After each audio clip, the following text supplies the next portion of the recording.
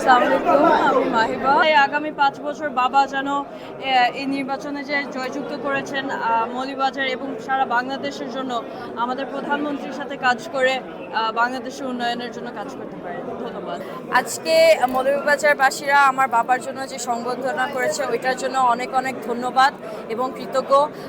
আমাদের এলাকার মানুষজনের সাথে এই গত নির্বাচনে অনেক কাজ করা হয়েছে। যারা প্রবাস থেকে গিয়েছে ইলেকশনে আমাদেরকে সাহায্য করতে, তাদেরকে অনেক অনেক ধন্যবাদ। ইউরো বাংলা ট্যুরস বারিয়াম থাকি 2027 সালের হজ বাংলাদেশ হইয়া আমরা বুকিং নিলাম। Economic package starting from 5,500 pound, 5 stars package 7,200 pound. আমার বাবার সাথে আমাদের বেশি টাইম স্পেন্ড করা হয় না। আজকে আমার ছোট বোনের গ্র্যাজুয়েশনের জন্য আমার বাবা জাস্ট এক সপ্তাহের জন্যই লন্ডনে এসেছে। মনে হয় যে পরিবারকে প্রায়োরিটি দিচ্ছে, কিন্তু বিশ্বাস করেন পুরো বছর কিন্তু বাবা মৌলভীবাজারেই থাকে। আমরা এই 7 দিন খালি পাই। এই 7 দিনের মধ্যেও তাও উনি মৌলভীবাজারবাসীদেরকে অনেক টাইম দিতে চেষ্টা করেছেন। আমরা জাস্ট ওর গ্র্যাজুয়েশনের দিন বাবাকে পেয়েছি আর আজকে এই মিটিংয়ে। তো আমরা সবসময় মৌলভীবাজারের জন্য চিন্তা করি। আমার বাবা বলেন, আমাদের ফ্যামিলি বলেন, আমরা সবসময় কেমনে সহযোগিতা করতে পারি এবং ইনশাল্লাহ আগামীতে আমরা এই চেষ্টা করেই যাব, এই উন্নয়ন করে যাব।